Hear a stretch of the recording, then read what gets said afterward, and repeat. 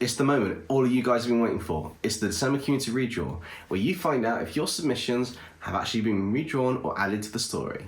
I've selected 9, that's right, 9 submissions in this Community Redraw, and we're bringing them to life. So let's bring these illustrations to life. Well, I can't believe we managed to make it to this kind of year that most find is like Marmite. Marmite? Nixon, darling, where's this Marmite you mentioned? Is this a season in this dimension? Well, no. It's one of those, whatchamacallit, figure of speeches? You know, I was referring to Christmas being like food we have called Marmite. You either love it or you hate it. I see. We have something like that in my dimension. It's called Death of the Soul. Although, you either survive it or die from it. Maybe you'd like to try some sometime. No offense to Demonica, but I think I'll pass on that one. I'm kind of fond of living despite all the crazy adventures we've had in the past few months. Aye, lad, there's been many good adventure that's made good old Erenfold's blood boil. With excitement and many a beastie slayed. Has been a fine year indeed. Here's to many more adventures and beasties to encounter. Erenfold, you are still rather barbaric. However, I must admit, you have grown on me slightly over the past few months. Nixon, on the other hand, not so much. I must say I do find him rather uninteresting and dull. Nixon, you hear that? You're not that interesting and you're dull. Maybe you should take him on an adventure with you to another dimension and show him how much fun it can be. Thanks, but no thanks. I think I'd rather stay here after my last unexpected visit to a dimension, even though it was filled with rather wondrous and fascinating dinosaur humanoid creatures. I've had my fill of travelling from dimension to dimension and struggling to find my way back. Yeah, well, whatever, Dino Floor. How about you help set up those decorations like you agreed to? Since we are spending Christmas here in this cabin, thanks to that demonic cult leader, what was his name again? It was Loki, Nixon, dear. Oh yeah, that's it. Thanks, darling. So yeah, anyway, since that Loki fella has caused a bit of ruckus attacking the department, and we've not been able to find him yet, the Department of Multiversal Matters thinks we should spend the holidays in this cabin in order to build up a team spirit. Don't know about you, other than the grumpy dino expert over there, we seem to have a pretty good team spirit. Well, Nixon, I think the only lack of team spirit is between you and Dino over there. Though old Erenfold here doesn't like watching you two squabble like a bunch of kids. It is rather amusing if you ask me. Trust you to say something like that. Anyway, will you and Dino Floor finish up in here? Me and Demonica will get started in the next room. Demonica, mind lending me a hand? With that, a team of heroes continued to set up the decorations inside the cabin, while a team of multiversal matter agents stood outside guarding the place. However, unbeknownst to them, a dark figure was up the mountainside, awaiting its newest and latest demonic minion to arrive. A minion from E357, a universe where Krampus exists, and has a rather unique ability that Loki is planning to use to cause trouble for the unsuspecting adventurers and guards below. Master, that's where you're hiding. I almost didn't see you there. There's a reason. Those fools from the Department of Multiversal Matters have been unable to find or capture me. And that reason is the difference between those who have power and those who think they have power. What reason is that? I will tell you once you've completed your task. Prove you're worthy of the time I have spent on you. Have you got your team ready to attack the cabin below? Of course, I have the perfect evil demonic team to destroy the cabin and those inside of it. No, I don't want you to kill those 4 inside the cabin. Outside you can do as you like, but those inside the cabin, just defeat them but keep them alive. However, leave the she-demon to me. No one touches her, or else they'll answer to me. Is that clear? As you wish. But why is it you want to see the traitorous demoness? In time. All will be clear in time. Now go and cause chaos and wreak havoc on them.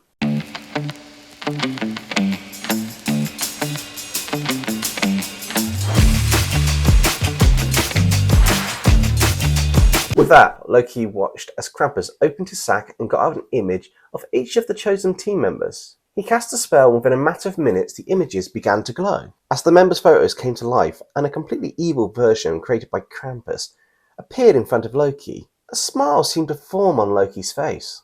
That is quite a skill you have there. I wonder if the rumours were true. This is why I recruited you after all. Tell me, do they have the abilities of the originals? Not only do they have the abilities and skills of the originals, but they also think like them only with less morals and no conscience. Following our orders is the only desire, but they will carry it out, causing as much mayhem and chaos as they can. Perfect, now go. But remember what I said. You can kill anyone but Nexum, Erenfold, Dinoclaw, and Demonica. However, Demonica is mine.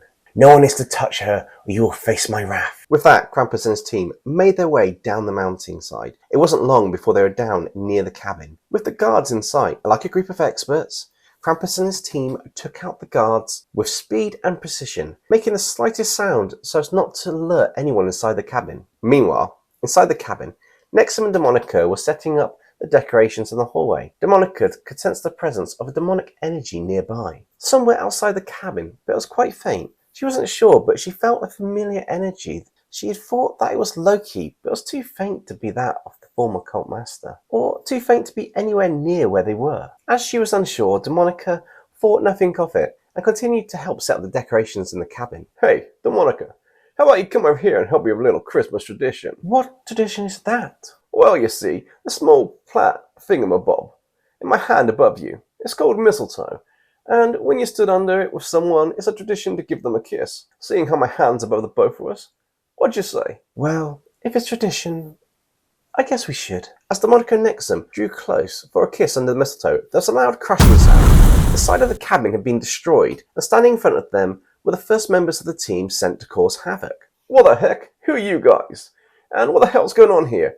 We're in such a wonderful moment between me and Demonica here. Stay away from that one in the bone armor, Nexum. It's a lich necromancer, and that sword is called Macabre. This guy is deadly, and he has the ability to raise the dead. The name of this one is Necron Raven. Obsessed with power, he became a ghost bound to those bones, hunting for powerful souls. But what's he doing here? Demonica, you know this creepy armored character?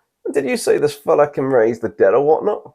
I'm not sure, but something tells me you're not telling me everything about this fella, aren't you? It was at this point Demonica started to tell Nexum she was able to tell what abilities and information a demonic creature had when she saw it in person. This Necron Raven was a former shadow of the original, and Demonica could tell this, but even though it only had a fraction of the power of the original, it was still a dangerous opponent. A creature of magic by nature, this necromancer had once been a part of an ancient order of necromancers, but turned a blind eye to them in order to pursue power. A skilled swordsman with the abilities of a ghost fused with that armor, this was a tough opponent, one that would feed on the souls of its defeated foes to gain more strength and power. Able to fly due to being a ghost bound to the armor, and able to cause some serious damage due to the range of other abilities. Demonica also noticed that not all of the powers of the originals were present, which brought her a sigh of relief. To see the full powers of the original, which included never aging and being immune to injury, not being present in this shadow. Hey, yeah, you, the bone-wearing He-Man reject. Who are you meant to be? That Skella whatchamacallit?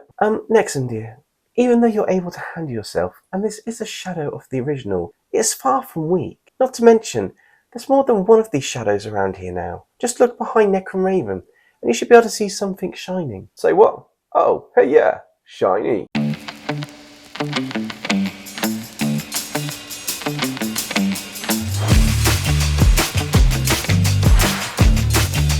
So, Demonica, is this one of those shadow things like that bonehead over there? It was at that moment Necron raised the bone-covered sword in his hand. Necron swung the sword, and using the fast force of the swing, caused an extremely sharp wave of pressure flying towards Nexum. At that moment, Demonica raised her hand and formed a barrier in front of Nexum. As the wave hit, there were lots of tiny impacts on the edge of the barrier. Whoa, what was that? Demonica, did you make this rather cool-looking barrier thing?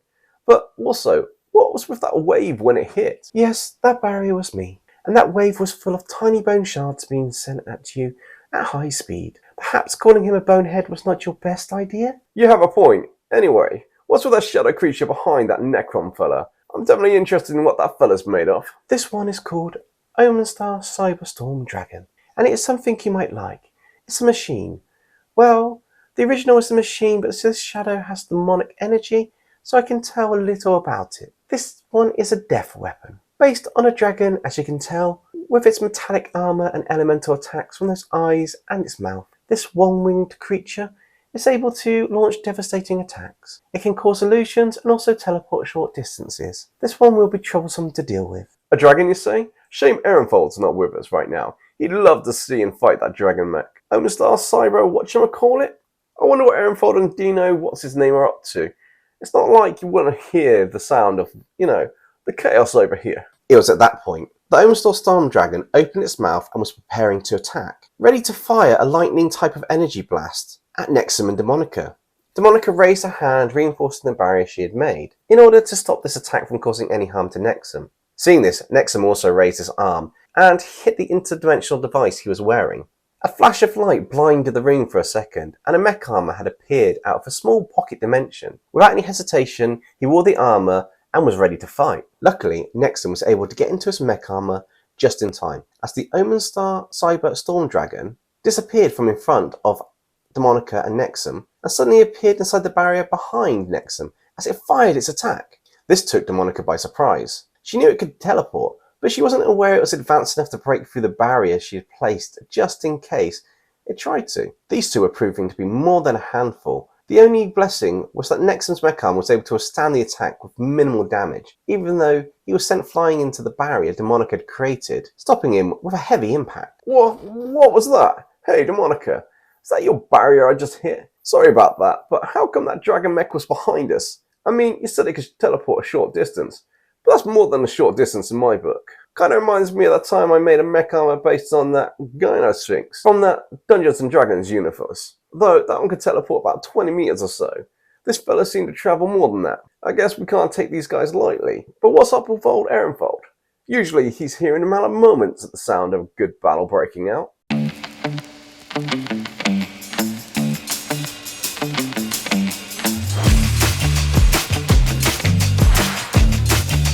Meanwhile, as Nexum and Demonica were dealing with Necron Raven and Omenstar Cyber Storm Dragon, Ehrenfold and Dino Dinoclaw had their hands full with a couple more unexpected guests who had crashed into their side of the cabin. The first unexpected guest was a strange one who went by the name the Unholy Crusader, a very dark soul who was a devout follower of his family's beliefs. After brutally murdering 100 children from across England to offer his body and soul as a sacrifice to the demonic god he worshipped. Centuries later, this demonic cultist was resurrected by another cult. However, when he was resurrected, his physique was changed, and the Unholy Crusader developed some supernatural abilities, creating an even more monstrous being than when he was a mere human, with a thirst for killing and several powers such as an almost elastic body that can contort and bend in insane angles. That's not possible for any normal human. Super fast reflexes, allowing him for some insane and incredible reactions to attacks. But what's more terrifying is how this intruder was showing himself before Ehrenfold and Dino Dinoclaw. The Unholy Crusader's body was scattered across the room with arms, legs, torso, and even the head just floating around, separated from the rest of the body. Strangely enough though, the Unholy Crusader was still alive, as he could use one other power: the ability to create portals that were able to connect one point in space with another. The scariest part of this ability is the creativity in which the portals were used. Dino lad, do you see this? This fella seems to be all over the room, literally. Looks like some kind of strange magic be used by this one. Though good old Ehrenfold knows the look in his eyes. This fella's far deadlier than he seems. You mean the portals he's using to be all over the room and attack at any angle? Yes, I did see this fellow. What's truly fascinating is how much he can bend his body and joints. It looks truly unholy. Aye lad, looks like some kind of hellish demon. Wonder what depths this one crawled out of. Though my bones are itching to fight this one, as it looks like an interesting fella. And I feel this one will be a challenge for good old Ehrenfold if he's lucky. You can't be serious. You are? Intriguing. Then he's all yours, don't mind me. With this, Ehrenfold's face lit up with a giant smile as he clenched his fist and launched himself towards the head of the Unholy Crusader in order to attack him. However, as he was about to hit the Unholy Crusader in the face, this portal-wielding occultist contorted his neck to bend at an angle which would have caused it to break, narrowly dodging Ehrenfold's fist. Arr, this is gonna be a fun battle, this one. Make sure you keep this exciting, lad. Wonder what other tricks you have up your sleeve. Hey, Dino, I'll handle this strange fella here. You handle that one over there. What do you mean, that one over there?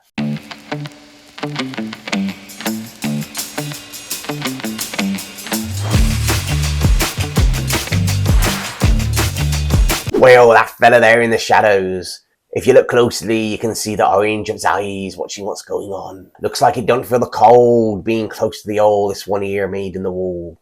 Though it's a bit strange that shadow around it looks more darker than it should be. Looks like you got a bit of an interesting fella with ya. Yes, of course. I'll handle this intriguing creature.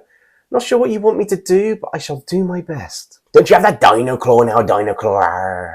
Can't you use it to keep this fella at bay, at least? It was during this moment the creature in the dark came forward with its dark body and orange eyes, orange spikes on the head and what looked like 4 arms and a spear or sword-like protrusion from its tail. The upper 2 arms had what looked like a form of blaster or cannon on them. This creature was known as Obsolo, immune to heat and resilient to the cold. It had a tough body with dense muscles despite its appearance. This creature had a few abilities, one of which was short-range teleportation to move out of danger or closer to its opponent in combat. Once Dino Dinoclaw saw this creature, he was fascinated at the same time as being extremely nervous and full of fear. Normally, there is a flight or fight response when dealing with the unknown, as well as dealing with a strange creature in a situation where it's clear there is malice or ill will. However, there's also a third response that's not often talked about, one that comes just before the flight or fight instinct kicks in, the void. This is where fear builds up and one is frozen on the spot,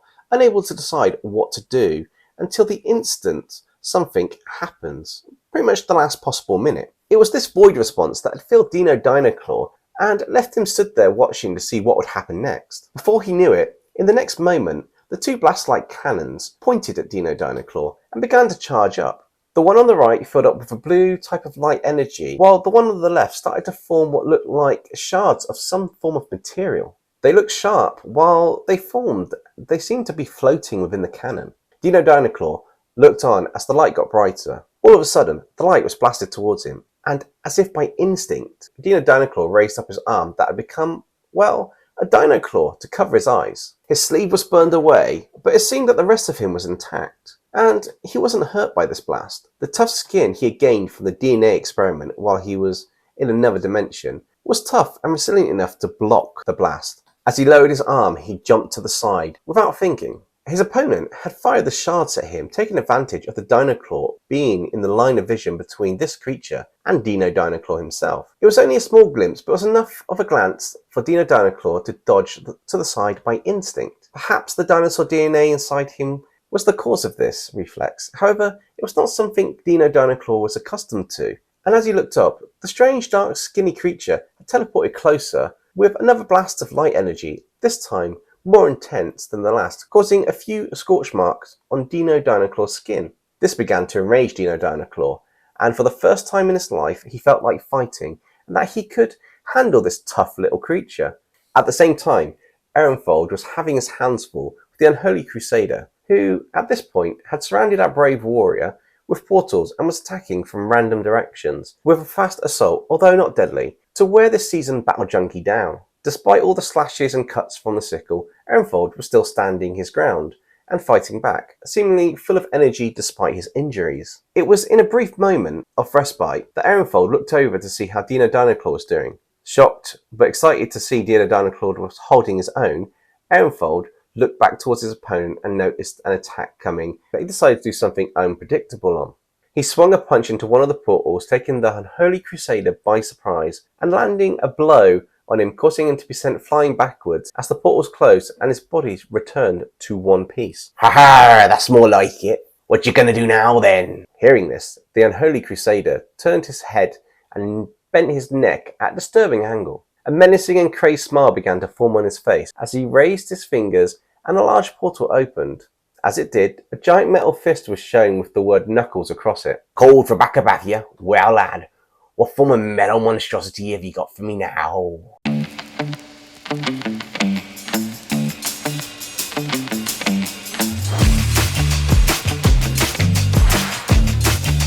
As Ehrenfold watched, a giant metal robot came out covered in the shiniest metallic body you could ever imagine. It was clear this robot was obsessed with anything shiny, as it looked like it was a walking blinged out machine. Arr, you're a rich one, ain't you? I wonder if there's any flesh under them there golden plates, or if it's just a parlour of nuts and bolts. That good old Ehrenfold here can give the next some for his next mech armour. So at this point, Dino Dinoclaw could see Ehrenfold was becoming more and more battle crazed and loving the disadvantage they're at. It had gone from a 1-on-1 battle to a 3-on-2 battle, with Ehrenfold having what looked like two rather strong opponents. With that said, it wasn't like the creature he was facing was any weaker than the two Ehrenfold was up against. All of a sudden, Dino Claw curled over holding his stomach before arching back and letting out an almighty roar that made everyone stop and look over in his direction. While arched, his skin started to become purple and covered in scales.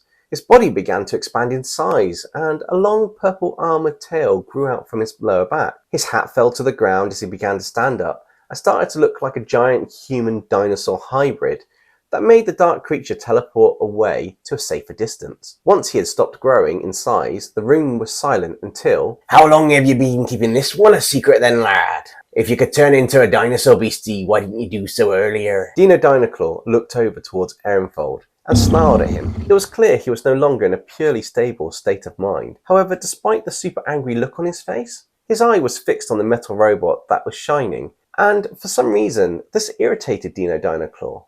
At the same time, the robot known as Knuckles, like the bling on his hand had said, was fixated on Dino Claw, as the scales that had formed were shining in the light, and this robot had an obsession with anything shiny, wanting to take it and keep it to enhance the blinged out look it had. The next thing anyone knew was that Dino Claw and this robot charged at each other, colliding with a gigantic crash. The sound echoed as both of them seemed to be at a standstill. That was until what happened next completely surprised everyone. Dino Claw took a step back and swung his tail, hitting Knuckles with full force, causing a loud ringing sound to hurt the ears of everyone. Knuckles, however, did not budge, nor did it seem to be damaged in any way. At this point, Dino Claw grabbed Knuckles and lifted him off the ground. It was a sight to behold, as next, Dino Claw performed a suplex, and as Knuckles hit the ground, the whole cabin shook. Around Knuckles on the floor was a giant impact crater. They all could see that Knuckles was an extremely heavy robot, but none of them knew just how heavy he was. In comparison, Knuckles weighed a hefty amount. With all that bling on him, imagine when you try to lift something heavy underwater and it still won't budge. Say, like the Titanic. Well, Knuckles was so heavy that the impact shook the surrounding landscape with a small-scale earthquake that even caused a few of the mountains in the area to have avalanches. Well done, lad. Now let's finish these two and see what happened to Demonica and Nexum. It was just then, as Knuckles was standing up, the small dark creature pointed the right cannon that produced intense light at Knuckles and fired a super high intensity light blast that reflected off the robot and caused a super intense blast of heat and light, not only blinding Ehrenfold and Dino Claw, but it also acted like a stun grenade, causing both of them to fall to the ground. As Knuckles walked over to remove some of the shiny scales, Dino Claw reverted back to his previous state, in tattered clothing with just his arm as a small version of the dinosaur form he was in only moments ago. This enraged Knuckles, who picked up the unconscious body of Dino Claw and went to rip the arm off to take back the remaining scales. This was when Krampus appeared from the hole in the cabin wall and waved his hand, causing Knuckles to let go of Dino Claw and take a step back. Krampus then reminded the three that they were not allowed to do anything fatal or serious harm to these four, as Loki had commanded it. Before looking in the direction Demonica and Nexum were in, and wondering how that battle was going on.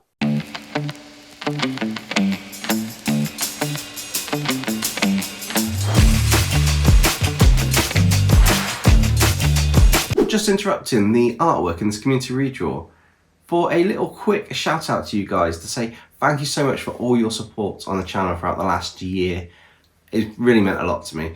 I have to say that without you guys, we wouldn't be where we are today with our 2,000 plus subscribers and our 3,000 hours of watch time, I think, right now, which is an awesome milestone. So thank you so much.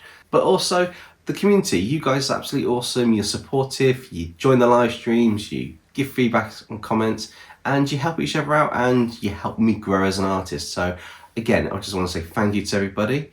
Yeah, let's get back to these awesome submissions for the community redraw. Meanwhile, Nexum and Demonica were at a standoff against Necron Raven and Omenstar Cyber Storm Dragon. Even though the battle had been going on for a while now, the only real pause in the fighting came from when the ground shook as if an earthquake had just hit. Hey Demonica, that came from where Ehrenfold and Dino What's-His-Face are. You think one of them could have caused it? Nexum, darling, I think you need to focus on what's happening here.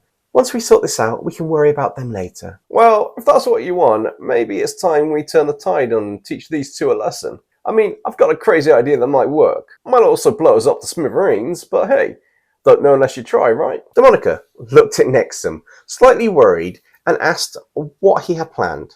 Nexum told Demonica to use her demonic energy on the interdimensional device on his arm to supercharge the suit he was wearing. This would either increase the suit for a short period of time or blow them apart along with the cabin that they're in. Either way, it would break the stalemate that was happening. Reluctantly, Demonica agreed that there was little to no choice. Without any backup, this clash seemed that it wasn't going to come to an end anytime soon. Just then, another figure could be seen jumping through the wreckage of the room that had the remnants of the decorations for Christmas scattered all over the place Nexum and Demonica were setting up. Hey, Demonica, did you see that?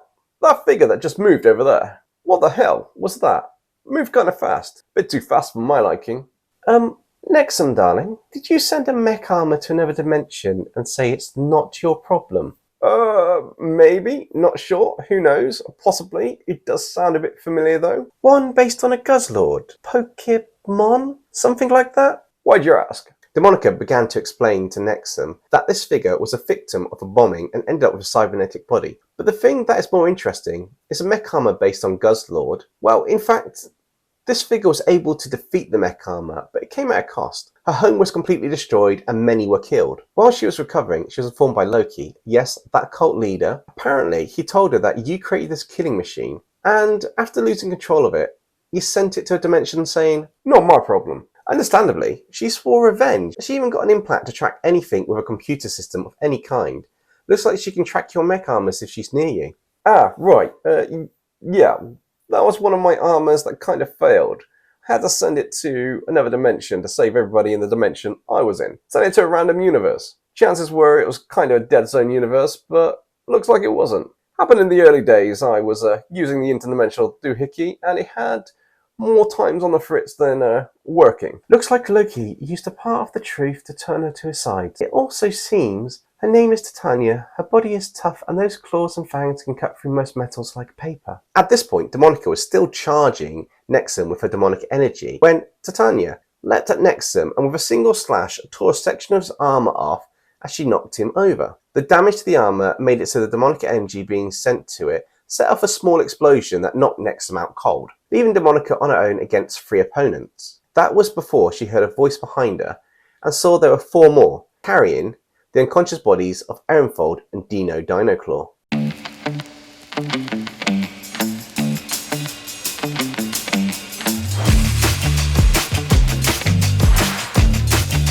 Completely surrounded, Demonica was able to tell everything about the abilities and background of those around her, as they'd all been summoned using the demonic energy from Krampus. In fact, Demonica was able to tell that Krampus was there and he was the one responsible for bringing all these shadows together, as the demonic energy within them matched his. As they got closer, Demonica prepared to fight them when there was a noise from the forest area around the cabin. It appears one of the agents from the DMM, Department of Multiversal Matters, had made an appearance out of the cold darkness. The agent coming out of the forest with his weapon trained on Krampus, a red dot on the demon's head where his aim was set to, and using one of the DMM anti-demon rifles filled with holy water infused bullets, the only type of bullet that the department agents have that are specifically designed to deal with Loki's minions. Of course, a demon of Krampus's level will take more than 1 bullet, but it would do enough damage to unsummon the shadows. Demonica thought it was interesting that one agent was able to sneak up on this group of powerful enemies. As the agent got into the light, it was clear that this agent was the leader of Unit 88, codenamed Agent Psycho. Unfortunately, the rest of his unit were decimated around the forest. They were standing guard outside the cabin, while Agent Psycho was doing a recon of the surrounding area on a routine patrol. It was during this patrol that the team Krampus had with him took out the unit. With little to no resistance, the agents were all taken by surprise and able to fight back. Demonica knew that Agent Psycho was not a pushover. Agent Psycho had been on various missions as a part of the DDD, Demon Disposal Division, a team that travelled to the various multiverse dimensions to deal with demon activity, as well as part of the task force that went after Loki. Recently, in his last few missions, this agent has been placed at temples controlled by Loki in various dimensions, clearing them out while trying to hunt Loki down in the process. Unsuccessful in capturing the cult leader, Agent Psycho and his team were stationed at the cabin, as rumour had it Loki was targeting Demonica, Nexum, Ehrenfold, and Dino Dinoclaw to cause a massive blow to the Department of Multiversal Matters in their endeavours to rid the multiverse of the cult and all of its members. How did you survive the attack of this group? Isn't the rest of your unit scattered around the place? Agent Psycho told Demonica that he was out on patrol and even he was surprised that his team was taken out so easily. It was definitely not the normal scenario when his team encountered a demonic force, even when they were ambushed. After focusing his sight square in the centre of Krampus's head, he shouted for Knuckles to put down Ehrenfold and Dino Dinoclaw. Otherwise, he'll fire and put a bullet right between the eyes of his target. Krampus smirked and then slowly raised his hand, signalling Knuckles to put the pair down. Agent Psycho then told Krampus and his team to back away from Demonica and the others. It was at this point there was a giant gust of wind as the land shook from an impact behind the agent. As the snow and mini blizzard dissipated, the figure of a large dragon-type creature could be seen.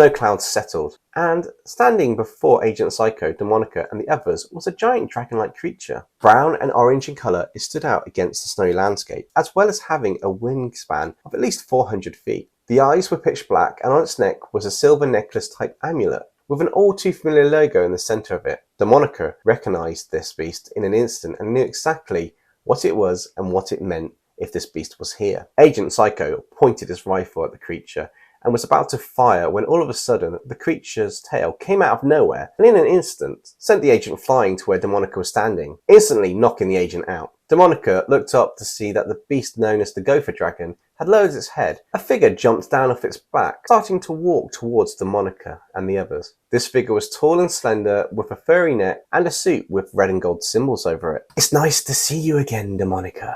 It's been a long time. I hear you're working for the DMM now. Still have that pet I see, your Gopher Dragon. He's a bit bigger than the last time I saw him. Still looks like you've made a few improvements to his body this time. Those armoured scales do look like they can take quite an impact. What brings you here? Still making idle conversation, trying to distract me as usual.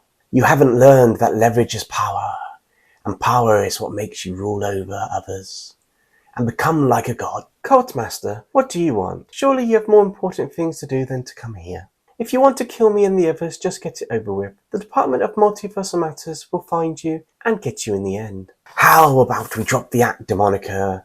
As fun as this is, those three are unconscious, and I have plans for that agent at your feet. He's been a thorn in my side for too long.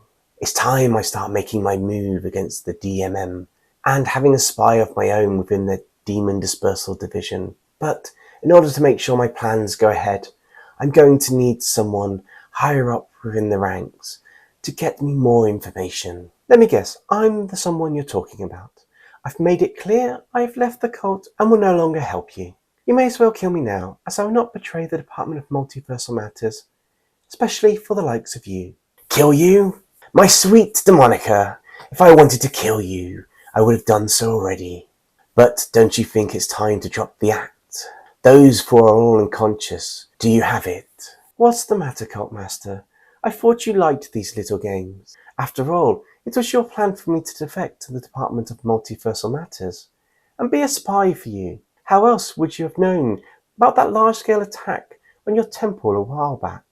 Anyways, as for what you asked for, here it is. But what use is this to you? Thank you, my dear. This is just what I need to put my plan into action. The only thing I need now is for that agent by your feet. Krampus, make your team useful and take him to the Gopher Dragon. As for you, my dear, we need to make this look real to those fools. We can't have your cover ruined before the timing is right. There's still much more for you to do before we take down the DMM once and for all. With that, Loki turned slightly, and in an instant swung his arm and hit Demonica, sending her flying over to the rest of her teammates in the Department of Multiversal Matters. As her guard was down, Demonica was also knocked unconscious. Loki then turned around and returned to his pet. He jumped on the back along with Krampus, the members of Krampus's team, and one captured Agent Psycho. The Gopher Dragon then flapped its giant wings and took off to the skies, flying away from the destroyed cabin and our unconscious heroes.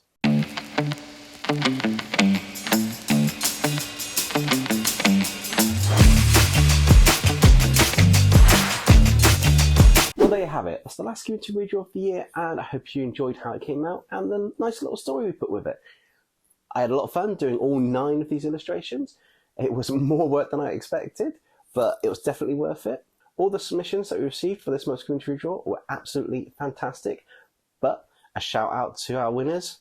We've got Red Knight, Omen Star, Charzin, 8 Hate Illustrates, Jahomes 008, Galahal 19, Gopher Dude, and Alpha Dragon. Thank you so much for submitting your stories and the lore, and I hope you like what I did with your characters. Hopefully I've done them justice. If you've got any ideas for future community redraws, let me know them in the comments below. With that being said, it's time to get into the details for January's community redraw. I want you all to design your own character.